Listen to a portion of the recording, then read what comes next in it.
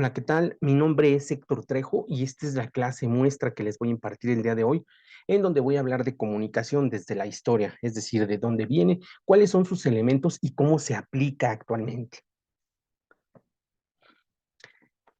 Empecemos por hablar un poco de la génesis de la comunicación, es decir, cómo se origina la comunicación. Si pensamos un poco en la historia de la humanidad, al principio no existía un lenguaje, por lo tanto no existía un código ni se podían compartir elementos informativos.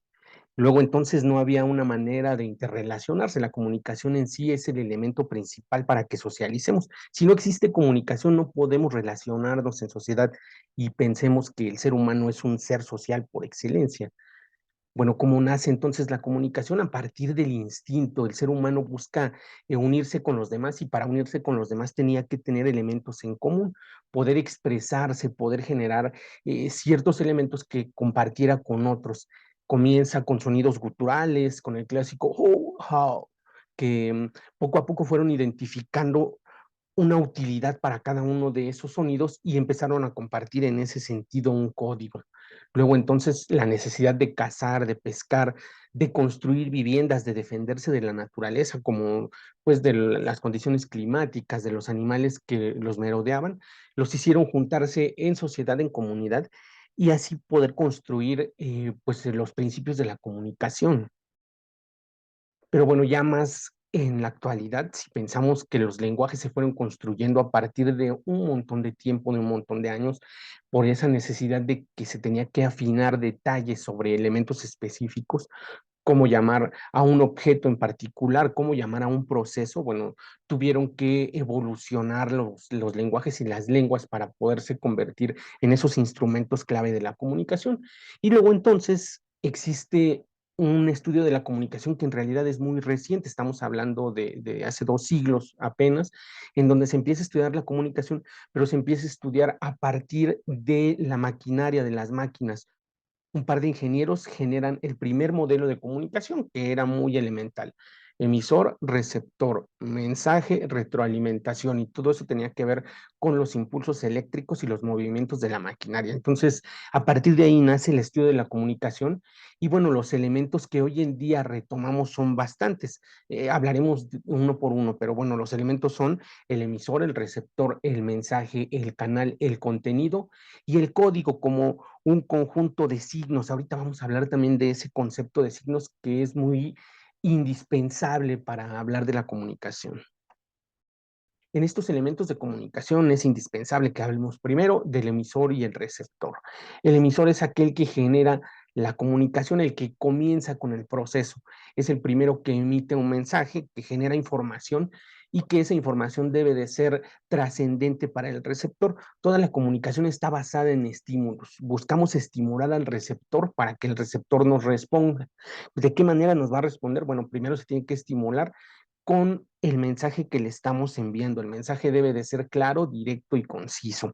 Y debe de mantener un código, de permitirle al receptor que ese código lo interprete y lo pueda codificar, decodificar. Ahora, el receptor es aquel que recibe el mensaje. Si no comparte el código con el emisor, entonces va a ser difícil que emita una respuesta en el mismo sentido en el que el emisor le está generando la información. Esa respuesta se va a llamar retroalimentación. El mensaje es la fuente de la comunicación, es el elemento que genera el emisor para que el receptor lo interprete, como decíamos, lo decodifique y emita él un mensaje nuevo como una respuesta, luego de haber sido estimulado por la información que le hicimos llegar.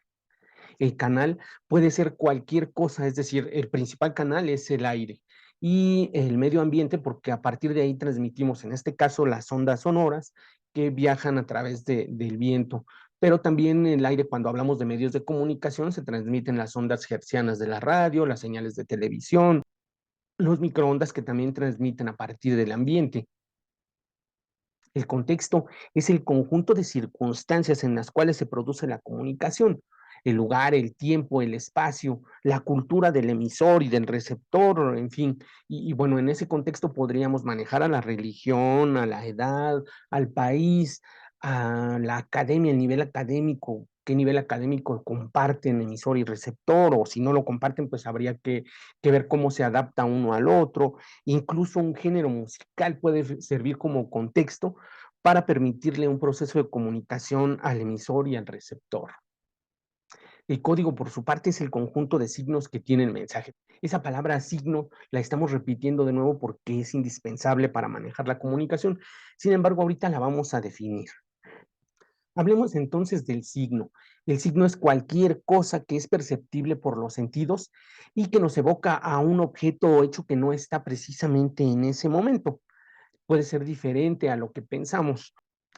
El signo, como todo en la comunicación, depende del contexto y del consumo cultural, tanto del emisor como del receptor, es decir, de quien emite como de quien percibe, para poder ser interpretado.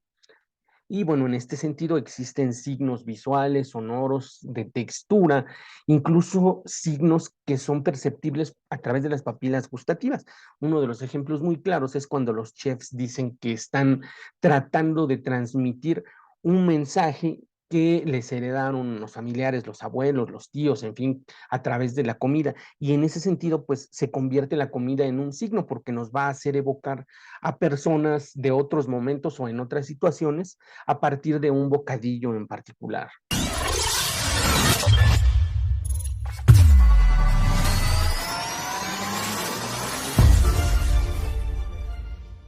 Teniendo como base este concepto de comunicación, pues habría que pensar ahora en las teorías de la comunicación, hacia dónde se enfoca este concepto de la comunicación y este estudio que duró tantos años, ¿no? Primero, bueno, habrá que pensar en que existen un montón de teorías que explican la comunicación desde ópticas diferentes y con objetivos distintos. En particular, me gustaría empezar hablando de la teoría de la comunicación familiar porque cita una frase que es indispensable en las teorías de la comunicación, en todas las teorías de la comunicación.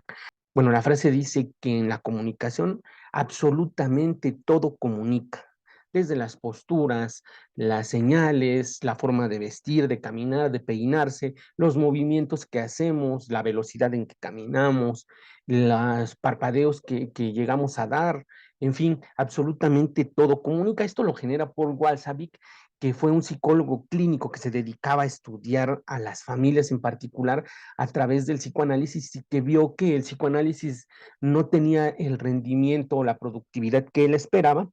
Y en la escuela de Palo Alto, California, genera una nueva corriente de la comunicación que le llama precisamente la teoría de la comunicación familiar. Esta teoría además busca enaltecer al ser humano como un instrumento de comunicación en sí mismo. Dice Walsavik que la comunicación y la conducta son en sí unos grandes sinónimos porque como nos comportamos, estamos transmitiendo información para los demás.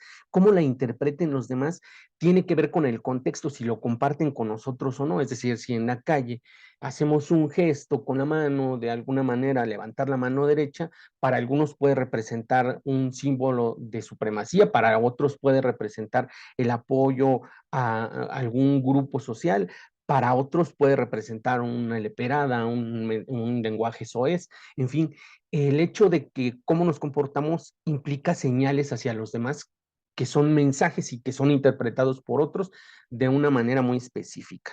Esto es principalmente lo importante de la teoría de la comunicación familiar y por eso quería empezar con esta. La segunda teoría de la comunicación de la que quiero hacer mención es la escuela de Frankfurt.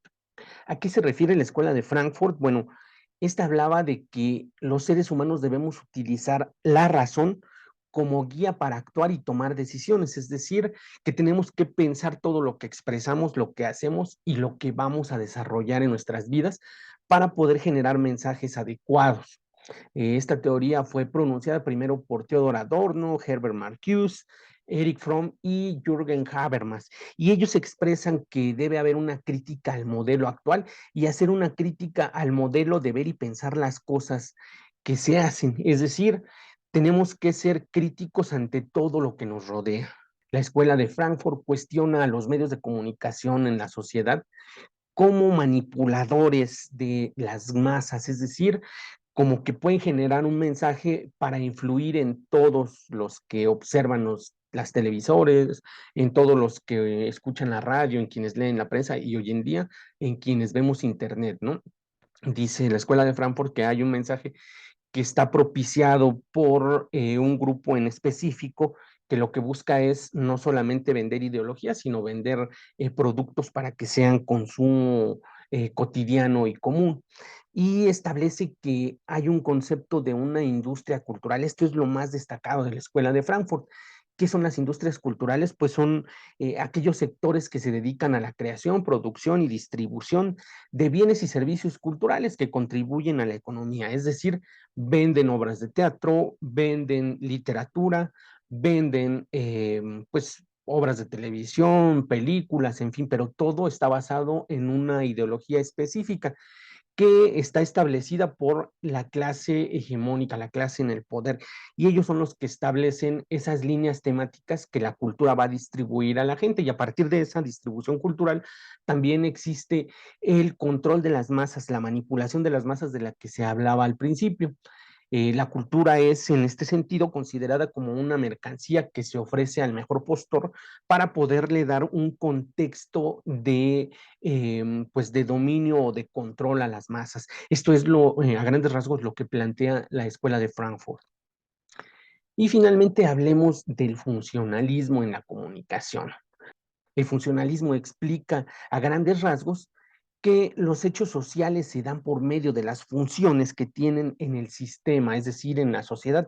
Cada quien tenemos una función específica, integramos grupos que tienen funciones específicas y estos grupos integran sociedades o comunidades más grandes que tienen funciones específicas dentro de una sociedad. La sociedad es la que determina si esas funciones son útiles o no.